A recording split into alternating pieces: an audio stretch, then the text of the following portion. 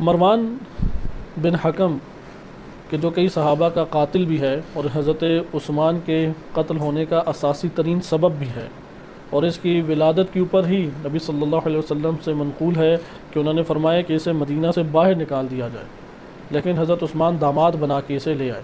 35 ہجری کو جب امام علی علیہ السلام کو ظاہری خلافت ملی تو مروان بن حکم فرار کر گیا مدینہ منورہ سے۔ مورخین بعض کہتے ہیں، تجزیہ نگاروں نے لکھا ہے کہ اگر مروان کو واقعی سزا اس وقت مل جاتی تو امت ایک بہت بڑے فتنہ اور صدمہ سے بچ جاتی۔ بہرحال مروان نے فرار کیا۔ معاویہ کے بعد جب یزید آیا اور یزید کا خاتمہ ہوا تو یزید کا بیٹا معاویہ بن یزید، کہ یزید نے اپنے باپ کے نام پہ اپنے بیٹے کا نام رکھا تھا، اس نے حکومت لینے سے انکار کیا اور اسے پوشیدہ طور پہ قتل کر دیا گیا، اور اس طریقے سے نسل معاویہ بن ابی سفیان یا ابو سفیان کی نسل سے یہ حکومت اور بادشاہت نکل گئی۔ اس وقت خطرہ یہ پڑ گیا کہ بنو امیہ کے ہاتھ سے بھی یہ حکومت نہ نکل جائے، اس لیے آپ اس بیک گراؤنڈ کو ضرور ذہن میں رکھیں، کیونکہ ہم لوگوں کے تجزیہ تحلیل کا طریقہ کار ایک عجیب و غریب طرز اختیار کر چکا ہے۔ ہم آج کے دور کو سمجھتے ہیں کہ آج کا دور ماضی سے کسی قسم کا کوئی تعلق نہیں رکھتا۔ آج کے دور کے فیصلے، آج کے دور کے تقاضے وہ ماضی کے فیصلوں اور تقاضوں سے کاملاً جدا ہیں، لہٰذا آج کے دور میں ہمیں اپنے ہی طور پہ سیاسی امور کو سوچنا چاہیے اور اپنے ہی طور پہ سیاسی مسائل کو حل کرنا چاہیے۔ ائمہ علیہ السلام کی زندگانی سے ہاں عقیدے کے اعتبار سے آپ فائدہ اٹھا سکتے ہیں، لیکن موقع اور فیصلوں کے اعتبار سے ممکن ہے فائدہ نہ اٹھا سکیں۔ یہ لاشعوری ایک ذہنیت ہمیں معاشرے کے اندر نظر آتی ہے کہ جو کاملاً غلط ایک تفکر ہے۔ لہٰذا ادھر بنو امیہ کیا آنا حکومت میں، یعنی یہ بیچارے لوگ تھے، جب تلوار ان کے حلق تک پہنچ گئی اور روح ان کے بدن سے جدا ہونے کے قریب آ گئی تو انہوں نے کلمہ اسلام پڑھ لیا اور مجبوراً نبی صلی اللہ علیہ وسلم کے دین میں داخل ہو گئے۔ اس کے بعد یہ طلقاء میں سے قرار پائے، اور اسلام میں اور مسلمانوں میں ان کی کوئی حیثیت اور عزت موجود نہیں تھی۔ یہی امام علی علیہ السلام نے نہج البلاغہ میں معاویہ بن ابی سفیان کو ایک مکتوب میں لکھا کہ تم لوگ کب سے بادشاہت اور حکومت اور خلافت کے خواب دیکھنے لگ گئے؟ تمہارا تو نہ نسب کے اعتبار سے اور نہ اسلام کی خدمات کے اعتبار سے کسی بھی اعتبار سے کوئی حصہ نہیں بنتا کہ تم حکومت کی طرف آنکھ اٹھا کے بھی دیکھ سکو کہ اس امت اور اس اسلامی معاشرے کے اوپر تم حاکم ہو جاؤ۔ لیکن جب سے بنو امیہ نے جواز پیدا کر لیا اپنی حکومت کا تو اس کے بعد پھر ہر قسم کے فرد کے لیے جواز کا راستہ کھل گیا۔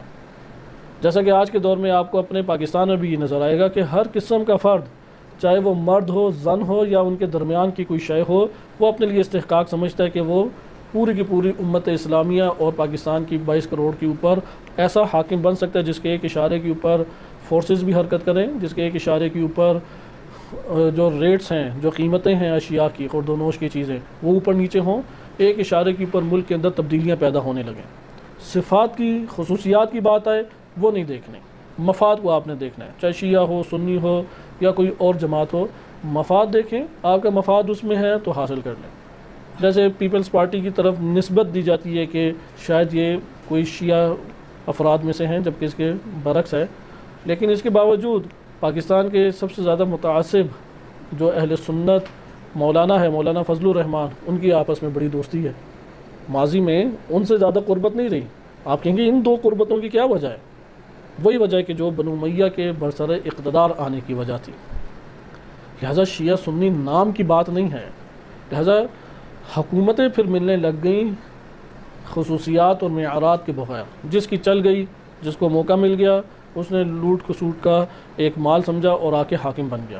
لہٰذا بنو امیہ کے برسر اقتدار آنے پہ بہت توجہ کرنی چاہیے۔ اگرچہ اس کا آغاز حضرت عثمان سے ہوا، حضرت عثمان کا بھی انتخاب کا کوئی موقع میسر نہیں تھا، کیونکہ جنگوں میں ان کے کوئی شجاعانہ واقعات نہیں ہیں۔ اسی طریقے سے سخت ترین حالات جیسے شب ابی طالب ہیں، اس میں کوئی ان کی موجودگی نہیں ہے، اور اس طرح کے کئی امتیازات ہیں جو علم کے اعتبار سے ہیں، جرت کے اعتبار سے ہیں، بقیہ صحابہ کی نسبت ان میں یہ امتیازات نہیں پائے جاتے تھے، لیکن حضرت عمر نے شورا ایسی بنائی کہ جس کی وجہ سے ان کو اوپر آنے کا موقع مل گیا، وإلا کوئی چانس ان کا موجود نہیں تھا، یعنی کسی کے تصور میں بھی نہیں آتا تھا کہ یہ حاکم بن سکتے ہیں، لیکن حاکم وہ اوپر آ کے بن گئے۔ وہاں سے ایک سلسلہ پھر شروع ہوا۔ اب جب نسل معاویہ بن سفیان میں کوئی بھی ایسا نہیں رہا کہ حکومت سنبھال سکے تو بنو امیہ کے ہاتھ سے نکلنے کا خدشہ پیدا ہو گیا کہ یہ حکومت تو بنو امیہ کے ہاتھ سے ہی گئی۔ تو مروان واحد بندہ تھا کہ جس کی عمر 70 سال کے لگ بھگ پہنچ چکی تھی کہ جب یزید مارا گیا، واصل جہنم ہوا تو یہ 70 سال کے قریب عمر تھی، انتہائی تجربہ کار، حکومتوں کے نیشو و فراز دیکھ چکا ہے اور اتار چڑھاؤ سیاست کے خوب جانتا تھا۔ اس نے بنو امیہ کے مختلف قبائل کے سرداروں کو جمع کیا اور ایک میٹنگ کی، اور اس میں انہیں ابھارا کہ اگر اس وقت اقدام نہ کیا تو بنو امیہ کے ہاتھ سے گئی، کیونکہ کئی قبائل تھے جو حکومت لینا چاہتے تھے۔ ان میں نامور جو افراد تھے وہ زبیری تھے، اسی طرح بنی تمیم کے افراد تھے جیسے طلحہ بن عبید اللہ اور زبیر بن عوام، دونوں شخصیات حضرت عائشہ کو نکال کے گھر سے میدان جمل میں لے آئیں، جنگ جمل کی صورت میں سامنے لائیں۔ اس کے پیچھے اب دو ہی موقف ہے۔ آج کے دور میں تجزیہ تحلیل کرتے ہوئے اہل سنت کہتے ہیں وہ حضرت عثمان کا بدلہ لینا چاہتے تھے، جبکہ مروان نے حضرت طلحہ کو قتل ہی اسی لیے کیا کہ یہ قاتلان حضرت عثمان میں سے ہیں، کہ سیاست امام علی علیہ السلام میں اس کا طولانی تجزیہ تحلیل آپ ملاحظہ کر چکے ہیں۔ اسی طریقے سے زبیر بن عوام، ان کے بارے میں بھی یہی دو موقف ہے۔ اہل سنت کہتے ہیں کہ نہیں، وہ حضرت عثمان کا بدلہ لینا چاہتے تھے، لیکن تاریخی واقعات ان کے اس موقف کی تائید نہیں کرتے۔ بالخصوص نہج البلاغہ میں امام علی علیہ السلام نے واضح طور پہ یہ بات فرما دی اپنے کلام میں کہ یہ دونوں شخصیات ایک دوسرے کے ہمراہ بھی نہیں ہیں، ان میں سے اگر ایک کو اقتدار مل گیا تو دوسرے کو قتل کر دے گا۔ لہذا دونوں اقتدار چاہتے ہیں، کیونکہ جھگڑے کا آغاز ہی اس کے اوپر تھا۔ تاریخ واضح طور پہ تاریخ طبری نے بھی ذکر کیا ہے، امام علی علیہ السلام ان دونوں بزرگان سے مشاورت نہیں کرتے تھے، اس وجہ سے انہیں امام علی علیہ السلام سے شکایت شروع ہوئی۔ حضرت عثمان کے قتل کے بارے میں واضح طور پہ اہل سنت مورخین، قدیمی محدث مورخین نے یہ درج کیا ہے کہ حضرت طلحہ ابھارا کرتے تھے آئے ہوئے باغیوں کو کہ حضرت عثمان کو قتل کر دو۔ حضرت عائشہ اور حضرت عثمان کی آپس میں لڑائی اور سخت ترین حضرت عائشہ کے کلمات کہ ناصل کہہ کے پکارتی تھیں، یعنی ایک یہودی کہہ کے، یہ تاریخ اور لغت اور رجال کی کتابوں میں واضح طور پر موجود ہے۔ اور صاحب نے ملاحظہ کیا کہ بنو امیہ کو اس طریقے سے سامنے لایا گیا۔ بنو امیہ کو لانے میں ایک بڑا کردار حضرت عمر کا رہا ہے، کیونکہ انہوں نے ہی یزید بن ابی سفیان، ابو سفیان کے بیٹے یزید کی موت کے بعد معاویہ بن ابی سفیان کو شام کا حاکم بنایا اور اسلامی معاشرے میں انہوں نے پر اثر کرنا شروع کر دیا۔ بہرحال جب یہ یزید کا واصل جہنم ہوا یزید، تو بنو امیہ کی ایک میٹنگ کی گئی، اور اس میٹنگ میں مروان نے واضح طور پہ بتایا، لیکن کون حاکم ہو، کیونکہ کئی پارٹیاں موجود ہیں کہ جو فوراً آ کے حکومت کو اپنے قبضے میں لے لیں گی، اور ملک کے حالات ایسے ہو چکے ہیں کہ جو خلیفہ نامزد تھا وہ قتل کیا جا چکا ہے یا واصل جہنم مر چکا ہے، کسی بھی طرح سے گر کے مرا، باز کہتے ہیں، مختلف یزید کی موت کے طریقے بیان کیے گئے ہیں۔ بہرحال وہ مر چکا ہے، انتشار معاشرے کے اندر پھیلا ہوا ہے، مدینہ منورہ کو تباہ کیا گیا، خانہ کعبہ کو گرا دیا گیا، عجیب کشمکش کا ایک ماحول موجود ہے۔ لہٰذا ضعیف حکومت اور مختلف خطوں کے اندر مختلف قیام کی کوششوں کی وجہ سے امت کے اندر ایک اضطراب پایا جاتا تھا، معاشرہ ہاتھوں سے نکل چکا تھا۔ لہٰذا بنو امیہ جو رسمی طور پہ حاکم تھی، انہوں نے کہا کہ اب یہاں پہ ہمیں فیصلہ کرنا ہے، کیونکہ بنو امیہ میں کئی قبائل تھے، ہر قبیلے والا ہی اپنی حکومت کے خواب دیکھتا تھا، اور یہ معلوم تھا جس کی حکومت آ گئی اسی کی نسل میں چلے گی۔ یہاں پہ مروان نے پھر یہ مشورہ دیا کہ آؤ 5-6 ہم افراد مل کے حکومت چلاتے ہیں، شورا بنا لیتے ہیں۔ آج بھی یہ شورا کا خواب ہمارے ملک میں بسنے والے اہل تدین یعنی متدین شیعوں کو بڑا اچھا لگتا ہے کہ آؤ مل کے ہم ایک شورا بنائیں، وہ شورا حاکم ہو، ایک فرد نہیں، شورا چلائی جائے۔ جبکہ اس کے مد مقابل جو رائے ہے وہ کہ نہیں، شورا کیسے چلا سکتی؟ ہاں، شورا مشاورت کے لیے ہونی چاہیے، لیکن اس شورا میں مشاورت کا اختیار ایک فرد کو دیا جائے۔ جو آپ ایک فرد کے حوالے سے خدشات دیتے ہیں، وہ پوری شورا کے حوالے سے بھی خدشات اسی طرح مساوی طور پر موجود ہیں۔ نسبت بہت کم ہے کہ اونچ نیچ اس میں پائی جائے کہ ایک فرد ہے وہ بے لاگ ہو کے اس کے استعمال کر سکتا ہے اگر آپ اختیارات زیادہ دے دیں۔ مروان نے بھی شورا ہی کا تصور دیا، لہٰذا یہ جو شورائی ذہن موجود ہے ہمارے معاشرے میں، شورا کو مشورے کے اعتبار سے یہ قرآن کا حکم ہے، وشاورہم فی الامر، لیکن شورا کی حکومت کے اعتبار سے یہ ایک نئی چیز ہے کہ جو حضرت عمر نے ایجاد کی اور مروان نے اپنے دور میں استعمال کی۔ حضرت عمر نے بھی استعمال کی، اپنے لیے نہیں۔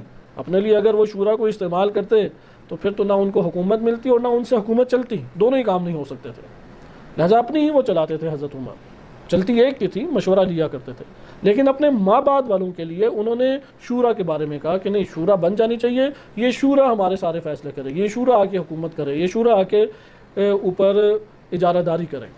مروان نے بھی یہی بات بیان کی، کیونکہ یہ ہر ایک کو بڑا اچھا لگتا ہے یار میں بھی شامل ہوں اس میں، وہ بھی شامل ہے، آخر کون اس میں کہے گا کہ یہ بری چیز ہے؟ جیسے آج آپ علماء کے درمیان بھی آ جائیں، آپ شورائی طور پہ کہیں تو ہر عالم کا چونکہ اس میں حصہ پڑ جائے تو وہ فوراً ہی خوش ہو جائے گا۔ اسے کہا جائے کہ یہ تو شورا حضرت عمر نے بھی بنائی تھی، وہ کہیں گے نہیں وہ کچھ اور ہے، ہم تو علی ولی اللہ کہتے ہیں۔ آپ علی ولی اللہ کہہ کے وہی روش اختیار کریں تو اس سے آپ سیرت امیر المومنین پہ نہیں چل پڑیں گے۔ لہٰذا امیر المومنین علیہ السلام کا جو نظریہ سیاست و سیرت سیاست تھی وہ حاکم بنانے کی تھی، وہ راہبر بنانے کی تھی۔ آپ نہج البلاغہ پڑھیں، مالک اشتر کو راہبر اور حاکم بنایا۔ ادھر ہم میں سے کون ہیں جو مالک اشتر ہے؟ شبہات اس طرح سے ایجاد کیے جاتے ہیں، ہم میں سے کون ہے کہ جو مالک اشتر ہے؟ تو ان سے کہیں کہ پھر بقیہ حاکم بھی تو تھے امام علی علیہ السلام کے دور میں، زیاد بن ابی کو آخر حاکم نہیں بنایا گیا؟ آپ زیاد بن ابی کی شخصیت کو پڑھیں اور امام علی علیہ السلام کے دور میں 38 ہجری میں یا 37 ہجری میں اس کو باقاعدہ ولایت دی گئی۔ اس ولایت کو شورا کے ساتھ ملحق کر کے امام علی علیہ السلام نے ولایت نہیں دی۔ بعض حاکموں کے امام علی علیہ السلام نے ہاتھ کاٹے، اب جن کے ہاتھ کاٹے ہیں تو کیا وہ حاکم شورا کے ہمراہ امام نے؟ یعنی شورائی امام علیہ السلام تصور بھی امامت کی دنیا میں آپ کو نہیں ملے گا حاکمیت کے باب میں۔ جب مغالطات پیدا کرتے ہیں، کیونکہ ایک ترتیب بنتی ہے، اس ترتیب کے مطابق امور ہوتے ہیں، تو وہ کس طریقے سے مغالطہ پیدا کریں گے؟ اچھا پھر امام نے فلاں سے مشورہ کیوں لیا تھا؟ ان سے کہیں گے مشورہ لینا الگ چیز ہے، شورا کی حاکمیت الگ چیز ہے۔ وہ کہیں گے یہ تو اپنی باتیں نکالنی ہیں آپ نے۔ یہ طلاب اور علماء کے میں مباحث بتا رہا ہوں، عوام کے نہیں، کیونکہ عوام کو ان چیزوں کا علم ہی نہیں ہے۔ یہ علماء ہیں کہ اصلاً سیاست امام علی علیہ السلام کو یا دقت سے پڑھا ہی نہیں ہے، یہ معلومات ہی نہیں ہیں، اور سمجھتے ہیں کہ صرف نحو اصول فقہ کی اصطلاحات یاد کر کے طہارت و نجاست کے رٹے لگا کے شاید ہمیں یہ چیزیں بھی آ جائیں گی۔ امام خمینی رحمۃ اللہ علیہ اس تفکر کے شدید مخالف تھے۔ وہ فرماتے تھے کہ کس طریقے سے طہارت، نجاست اور اس طرح کے ابواب پڑھ کے آپ ان امور میں بھی آ کے رائے دینے لگ سکتے ہیں؟ نہیں، اس کو مطالعہ کرنا پڑے گا، امامت کو امامت کی جہت سے پڑھنا پڑے گا۔ لہذا مروان نے بھی شورا بنائی، ایک شورا ٹائپ بنائی، اور بنو امیہ کے قبائل میں بڑے بڑے افراد کو اکٹھا کیا، تاریخ آپ کے پاس موجود ہے، آپ مطالعہ کر سکتے ہیں، اور کہا کہ ہم میں سے باری باری بادشاہ بنیں گے، ایک مر جائے گا دوسرا، تو بقیہ خوش ہو گئے کہ سب سے بوڑھا مروان ہی ہے، سب سے پہلے یہی جائے گا۔ تو مروان نے کہا پھر مجھے ہی موقع دو، بزرگ بھی میں ہوں، بوڑھا بھی میں ہوں۔ انہوں نے کہا کہ عالی جناب آپ لے لیجئے۔ مروان کو حکومت دے دی۔ مروان کی حکومت 4-5 سال چلی، پھر مر گیا، لیکن اس نے اس 4-5 سال میں جتنے بھی افراد تھے جو بادشاہ بن سکتے تھے، آہستہ آہستہ سب کو قتل کرا دیا، اور پھر ایک ہی فرد رہ گیا جو اس کے ہاتھ میں، مروان کے ہاتھ میں یہ حکومت رہ گئی، اور پھر اس کے بیٹوں کے پاس حکومت آئی۔ امام صادق علیہ السلام نے جس دور کو دیکھا وہ پہلا بیٹا تھا عبد الملک بن مروان، اس کا دور امام نے نہیں دیکھا، امام باقر علیہ السلام کے دور میں تھا۔ پھر آیا ہشام بن مروان، سلیمان بن مروان، ولید بن عبد الملک کے پھر بیٹوں پہ معذرت حکومت عبد الملک کے بیٹوں کے پاس آئی۔ عبد الملک بیٹا ہے مروان کا، پھر عبد الملک کے بیٹوں میں یہ چلی۔ عبد الملک کے بیٹوں میں جو فرد آئے ہشام بن عبد الملک، عبد الملک کون ہے؟ مروان کا بیٹا۔ پھر آیا سلیمان بن عبد الملک، پھر آیا ولید بن عبد الملک، پھر ولید کے بیٹے ہیں یزید بن ولید بن عبد الملک۔ اس طرح سے بادشاہ کا سلسلہ شروع ہوا۔ ہشام بن عبد الملک کے دور میں، کیونکہ حضرت عمر کے دور میں ہی تقریباً 65% یا 70% حصہ دنیا کا فتح ہو چکا تھا، ہشام بن عبد الملک کے دور میں بقیہ حصہ بھی فتح ہو گیا، اور تھوڑا سا مختصر سا حصہ یورپ کا رہ گیا کہ جو سلطنت سے باہر تھا۔ یعنی اس وقت دنیا جتنی کشف تھی، جتنی دنیا کا علم تھا کہ اتنی دنیا اور اتنی آبادی ہے، وہ ساری کی ساری فتح ہو گئی ہشام بن عبد الملک کے دور میں، سوائے یورپ کا حصہ جہاں پہ یہ فرانس وغیرہ اور اس طرح کے ہوں۔ امریکہ کا کچھ پتہ ہی نہیں تھا، وجود ہی اس کا موجود نہیں تھا۔